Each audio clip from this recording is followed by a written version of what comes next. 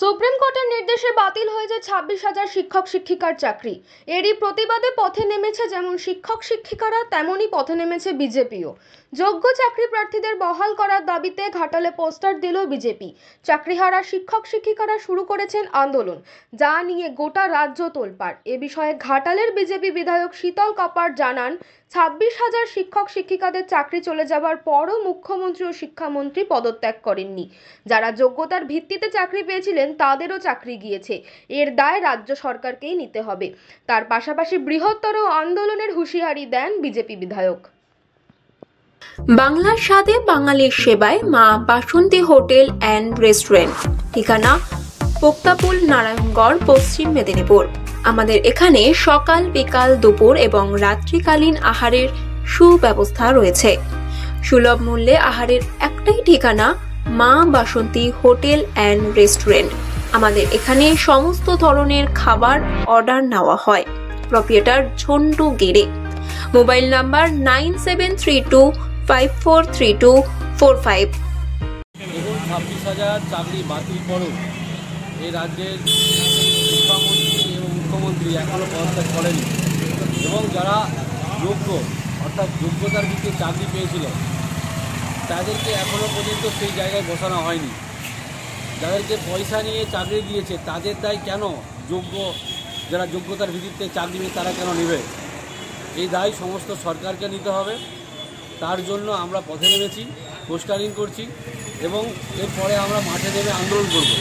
আজকে আমাদের বিরোধী দলরা সহ আমাদের বিজেপি পরিষদীয় দলের সমস্ত বিধায়করা সে আন্দোলনে নেমেছে এবং যারা যোগ্যতার ভিত্তিতে চাকরি পেয়েছে তাদের পাশে থাকার আশ্বাস দিয়েছে। আমরাও সেই আন্দোলন, সে বার্তা নিয়ে মাঠে নেমেছি, পোস্টারিং করছি। এরপর আমরা মাঠে নেমে সমস্ত রকমভাবে আন্দোলন করব, যাতে প্রকৃত যারা যোগ্যতার ভিত্তিতে চাকরি পেয়েছিল তাদের যেন সরকার সঠিক জায়গায় বসায়। মুখ্যমন্ত্রীও সকলের পাশে থাকার আশ্বাস দিয়েছেন। মুখ্যমন্ত্রী করবে না, তার কারণ হচ্ছে প্রায় 7,000 7,500 মতো অবৈধভাবে কিছু মানুষকে চাকরি পাইয়ে দিয়েছে পয়সার বিনিময়ে। তার নেতা, তার মন্ত্রী এবং তিনি নিজেও এর সঙ্গে যুক্ত আছে। তো সেই জন্য তিনি সবার আগে যাদেরকে টাকা নিয়ে চাকরি দিচ্ছে তাদের ব্যাপারটা আগে দেখবেন। এই সমস্ত মিথ্যে পরিচিতি দিয়ে সাধারণ মানুষকে এবং যারা যোগ্যতার ভিত্তিতে চাকরি পেয়েছে তাদেরকে বোকা বানাবার চেষ্টা করছে, এছাড়া অন্য কিছু নেই। সুপ্রিম কোর্টে আবারও আইনজীবীদেরকে নিয়ে যাওয়া হচ্ছে এই ঘটনায় ব্যাখ্যা চাওয়ার জন্য। দেখুন, এর আগে এই এসএসসি স্টেটকে নিয়ে আমাদের তখনকার বিচারপতি ছিল সম্মানীয় অভিজিৎ গঙ্গোপাধ্যায় মহাশয়, এবং আজকের দিনে আমাদের সাংসদ, তিনি যে রায় দিয়েছিল সেই রায় কিন্তু সুপ্রিম কোর্ট বহাল রেখেছে। তো সেই জায়গায় আমাদের মনে হয় আগেও যদি এই রায়টা মেনে নিত তাহলে আজকে এই দিন দেখতে হতো না। যারা যোগ্যতার ভিত্তিতে চাকরি পেয়েছে তাদেরকে আজকে কাঁদতে হতো না। তাদের আজকে চোখের জল পড়ছে। একটা দিন এমন আসবে যাদের জন্য তারা চাকরি হারা হয়েছে, সেই সমস্ত তৃণমূল নেতা মন্ত্রী তাদের সবারই চোখ দিয়ে জল বেরোনোয়, শুধু জল নয় রক্ত পর্যন্ত বেরোবে। আর সাধারণ মানুষ থেকে শুরু করে এই সমস্ত মানুষ যারা যোগ্যতার ভিত্তিতে চাকরি পেয়েছিল তারা কিন্তু মাঠে মাঠে ছুটাবে, সেদিন আর বেশি দূরে নেই। তো সেই জন্য যতই আইন দেখাক, যতই কোর্টে যাক, কিছু লাভ হবে না।